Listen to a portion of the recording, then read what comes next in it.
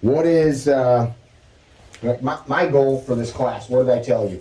My goal is to make you, the practitioner, more capable with a rifle or pistol for self-rescue, period. So that's like what we're doing. My goal when I'm training personally, or why I carry a pistol or have a gun at home, is to protect myself, to protect my family, right? Why do we want to protect ourselves? Why do you want to protect yourself? Why do you want to protect your kids? Somebody lay it on me. People are bad and I want my family to hang around. I'd say living is preferable to not living. Living is preferable to not living. You love your family. Yeah, you love them. I mean, there's people, we have this conversation and people are like, yeah, you want to live, man. Living's cool. I don't want to die. I don't want to, so in that, I want to live well. So I don't want to hurt myself on the range. I don't want to go to jail because I shot the wrong person. Who saw what just happened in Arvada? We talked about it a little bit, didn't we? Oh yeah, you mentioned it. So now more's coming out about that. We were watching, I told you that I know that town well. Keenan and I just had dinner there last month.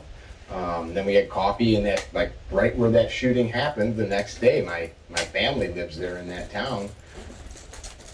And if you haven't looked, if you go research it so you can see the exact course of events of the timeline, but at the impetus was the subject's brother called the police to do a wellness check because he knew the guy was not doing well. What that meant, I don't know.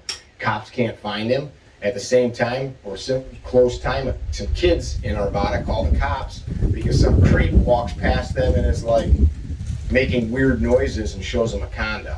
Cops come to look for him. Cop parks, he's looking around. Somebody yells, and the footage shows the cop turn to look at who yells, and the guy murders him, shoots him twice, and kills him. So he begins this active killing spree. He goes and dumps his shotgun that he had and grabs an AR-15 out of his pickup truck.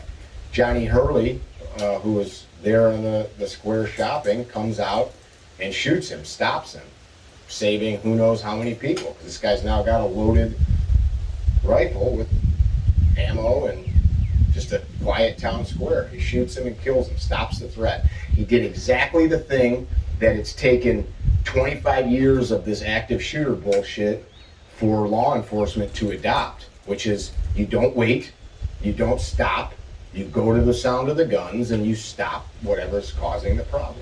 You know, all these shootings that have happened, that a lot of the death comes from people bleeding to death because nobody's there to squelch the bleeding.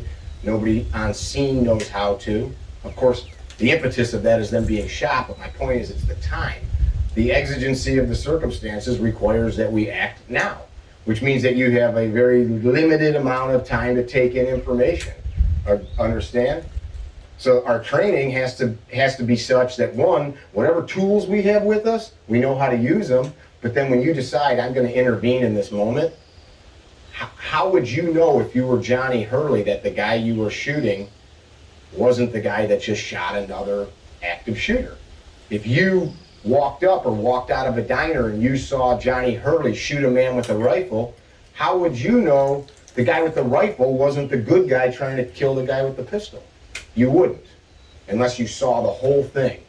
So now as a responding law enforcement officer, you hear gunfire. I don't know if that cop that showed up knew that his partner was just murdered, but you hear gunfire. You know that there's some shit going on. It's a very quaint little downtown. The guy had shot windows out of cop cars. Johnny Hurley, after he shot that man, picked his rifle up. The cops knew they were going to a man with a rifle. When the cops got there and showed up, he did exactly what any of us should do. He shot the man with a rifle. That's tragic. That guy saved lives. He's a hero. He should be remembered for it. But if you're going to act, and I make no judgment calls on his choice, I wasn't there. Perhaps he was picking it up to secure it, to unload it, I'm assuming. That's probably what one of us would want to do, right? I don't want to leave this thing in the street. I want to get it away from them. Does your training include a plan to deal with that? Because all of us are training to protect ourselves in that very instance, right? You're not training to protect yourself from a wild white-tailed deer. You're not training to protect yourself from Planet of the Apes scenario. You're not training to protect yourself from crazy clay pigeons that decide to do a U-turn and come back at you out of the target thrower. You're training to protect yourself from a madman with a gun. You know, when you're in your home, that's a different story, because now as you're calling police or police are coming, you know that space. Out in the street, nobody knows you. So how do our plans work in that situation? Mas Ayub 40 years ago was talking about this stuff. Police are coming for a man with a gun. Don't be the man with a gun. Does that mean you might need to be face first in the street with your arms outstretched? Sure. Why not?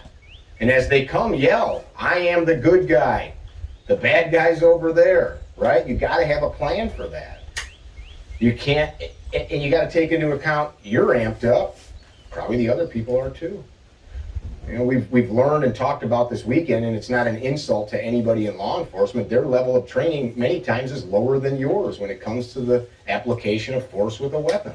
It's not an insult to anybody. You guys are the ones out here for 40 hours in the rain doing it. That money's not there for these communities, but then also, are you the ones sitting home alone at night, prepping, planning mentally, so that in that moment you've got some course of action? And we talk about this, but if you don't apply action, that's why I keep asking you this, what can you apply action to? You ever try to learn another language or think, man, I'd love to learn Italian, I'd love to learn Spanish? Anybody? Has anybody learned one? And what did you have to do to learn the language? Speak it. Yeah, you had to do it. Like, just thinking about it, right? I'd love to learn to play the piano. Till you sit the down at a piano and learn what the keys do and start pushing on them, you will not learn to play the piano. Thinking about it, it doesn't do it. You need to apply action to it. So in our training, you need to have training where you are thinking in this moment, what is the next step? What is the next step? What is the next step? What do I have to do right now? And there are fools in this world that say, well, you'll never really know what you'll do till you'll get there. Good. Don't learn CPR. Wait till your kid's choking and figure out what you'll do when you get there. Don't get a fire extinguisher or ever know how to use a fire extinguisher, and then wait till your house is on fire and then figure out what to do. Don't learn how to change a tire and then wait till you're on the side of the highway, or let your kid in their car on the side of the highway try to figure out how to change a tire, right? It's just freaking, it's lunacy, but that's what people say because it's a quick cop-out, because you can't go to that place. We can't, let's go find an active shooter and see how we go, but you can imagine it. And the cool thing is our subconscious is a super powerful tool. Anybody ever meet a chronic liar? We've all probably have. You're like, man, that guy just tells so many bullshit stories. Yeah. But dude believes it, right? He literally believes his stories. Like when we were a kid, we all had like the friend that had the hot girlfriend, but none of us ever got to meet her. He had the dirt bike, but the dirt bike was at his, I knew a kid, he had a dirt bike, but it was at his uncle's house in Michigan. And now here I am. Where's that uncle and where's that dirt bike, right? But you tell yourself something enough and you believe it. It could be a lie. It could also be something that's valuable. I'm not suggesting we lie to ourselves, but if we program ourselves, in this moment, this is what I will do. You don't do it once, you do it over and over again. You make something a habit, which is why our words and our thoughts are important. It's why I keep asking you and talking to you about these things. If we fail out on the range, if our immediate response to the failure is, I suck, what did you just reinforce? Suck. You also did nothing to remediate the issue. Instead, I identify what the issue is, here's the steps and how I remediated. Okay, that was a grip issue, or that was a sighting issue, or I was lazy in how I planted my feet, or I was lazy in how I gripped the rifle, whatever it is. Then you apply action and fix it and move forward. Same with this stuff. If I ever find myself in that situation, one, I hope I have the presence of mind to do the right thing. But two, by that I mean, if you're out at night having a couple beers, are you armed? And if so, do you trust yourself after having 2 or 3 beers to engage in something like that? If you don't drink, that's cool. Are you exhausted? That's what I'm talking about. You know, the bad guys or calamity like that just come when you are just fresh off a 4-day training stint, when you're, just showered, got clean dry socks on, muscles are loose, got just enough coffee in you that you're awake, don't have to pee, feeling good, nobody's pissed you off. I mean, it could be the day. It could also be the day that you just got fired from work, just put a 20-hour stint in, right knee's blown out. That could be that day. Our training has to be supportive of that because the stakes are too high. So in that situation, this officer now is being hung out to dry by the public, by us. You look at comments online and it's staggering the ignorance of the average American, the average person. It's staggering. Because now this law enforcement officer, who's flesh and blood, just like any of us, is supposed to have some superhuman powers to deduce everything that's going on as they walk into a chaotic space. None of us can, and of course that person can't. They're no different. In fact, many times, as I said, you're exposed to more training than they are, by choice. So in that, also think about this. The person that's coming into this chaotic event, that you may be the Good Samaritan, if you might be here on the level of understanding how to properly put this situation to rest, that person coming in might be here. If you've got 5 times the gun handling skills, if you've thought about this many times, if that person only qualifies with 50 rounds a year, if that person's never thought about it, if they're just doing the job, and I'm making assumptions, but we have to make assumptions, because that very well may be the person that's coming to secure the scene that you just stepped into. So does your training and how you approach the situation support that?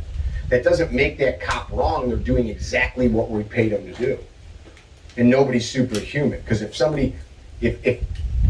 we put that on you, hey, we're going to create this completely chaotic scenario. You've got 5 seconds to make the right decision or your fucking life's over. You're dead or you're going to jail for the rest of your life. Or at the very least, you get the mark of Cain on you and everybody for always thinks you're a murderer and an idiot because you made a bad decision.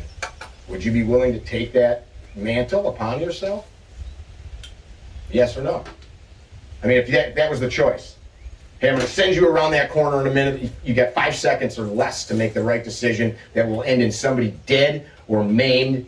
And if you make the wrong decision, you're going to jail or the electric chair, at the very least losing your job and the ability to ever earn a living and ever look yourself in the mirror again. You want to do that? You want to do that? Or we can walk away, the other option.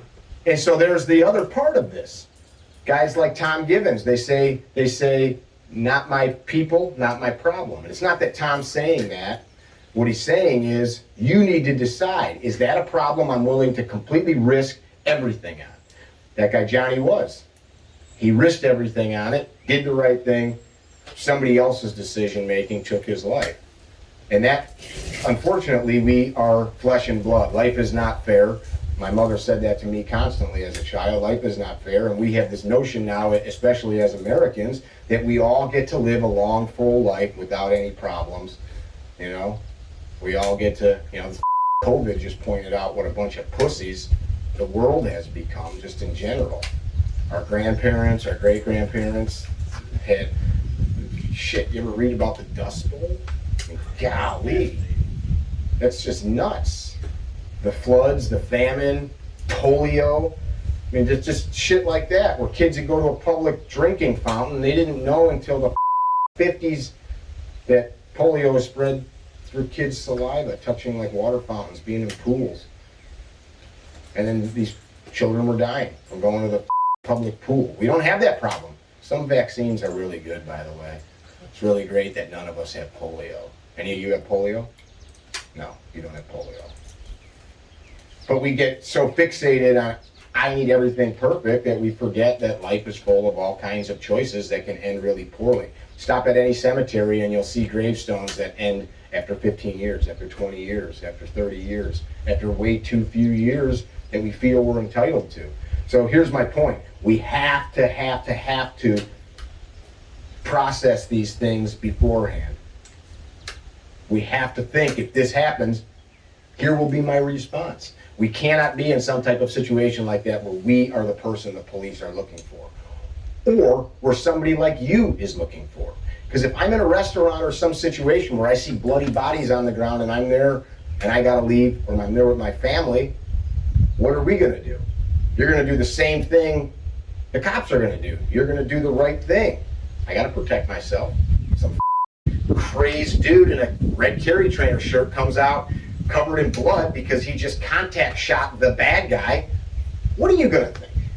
He's a bad guy. Yeah, I mean, you have to, so what do we have? We have the way we handle ourselves, how I carry myself, my words, most importantly. Now, all these things take into consideration, we must take into consideration that people around us are terrible witnesses. They've got an adrenaline dump. They're not processing what's happening. They're scared out of their mind. They might not have seen what happened. We have to assume the worst case scenario. So how do you look that part? By how we behave, by how we speak. There might be no witnesses. Well, then great. I mean, I'd be sitting there yelling for the police when what is important now? The threat is down. I am now scanning for other such problems. If I have a phone, let's get that thing going. 911. I'm in a black shirt. I've got an orange whistle. I love whistles. I just stopped an active shooter. I have his rifle. It's with me. It's on the ground. Yes, ma'am. I'm not touching it. I have a pistol as well. It's in the holster. Please let the police officers know I have salt and pepper hair. I've got Ray-Ban glasses on. Well, I'd be really scared and not be able to do that. Well, why don't you practice describing yourself? You know, we talk about leaving our home and doing dry reps. Do you ever look in the mirror and say, my name's Mickey Shook. I have a black shirt on. I have salt and pepper hair. I'm wearing da-da-da, whatever I'm wearing that day. Describe yourself. Do it 3 or 4 times. Now that stuff's burned into your brain. Now, I mean, maybe it would help you just to always wear the same thing. Carry trainer apparel would work. We've got a whole pile. I'm not making light, but you get what I'm saying. It sounds a little goofy if I just started out with that. Now we start to think about the odds and what's at stake. Well, wait a sec. Maybe that's not a bad idea. Now, there comes a point where we can get too fixated on this shit and it takes over our life. Now we've done what? We've made ourselves neurotic and now we're no longer having a long, full life. Now we're worried about these things that probably will never happen. So we have to be able to compartmentalize that. When we're here training today, I'm not just thinking about the ring of steel or the hole in the paper. I'm thinking about, did I hit? Did it work? Is the threat down? What do I need to do now? Who's around me? Not just crazy scanning, but taking in information. Not looking for a horde of Mongols to come over the berm, but just opening my awareness. What's important now? I should top this gun off. I should breathe. I should try to lower my heart rate because I'm getting amped up. If the police right now came into this space, how would I deal with that? We need to process that. And when we do it over and over again, it's just like when you come to an intersection and people don't know which way to go. Somebody takes over, don't they? Either it's you or somebody else. When your car slides, if you know how to drive, you have figured out without thinking how to take your foot off the gas or get into it and steer where you need to go, right? You figured that shit out and you don't need to think about it. That is how we need to be approaching this. Might you still die? Yeah. As we said yesterday, talk to any special operations soldier, sailor, or airman, and they will tell you of friends of theirs that are buried. So these are the best war fighters the planet has that have gotten killed. If they can, we can. But we plan and we prepare, but we got to live at the same time. Let's get our rifles and we'll get going.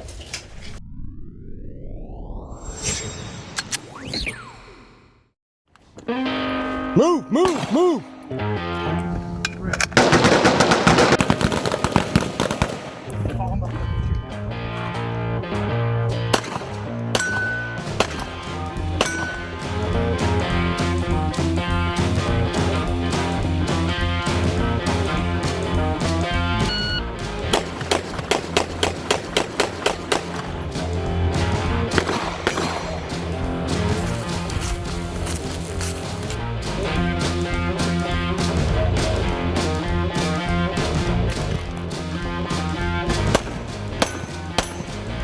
Got you. You're gonna see it right now in action. Somebody throw a number out. 20.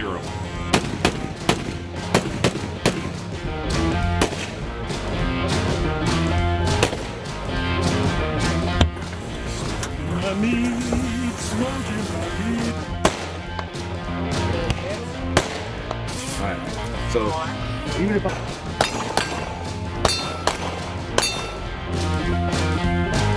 Are you okay? How much did you drink?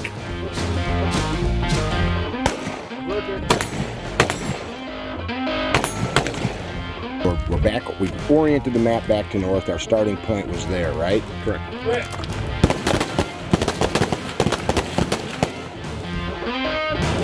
They're high off that trigger. So 100 meters. Yeah, the doc is kicking some ass. FBI Academy, it's the doc. Keep looking for snakes and shit too. Urbano lost his glasses. The doc is running.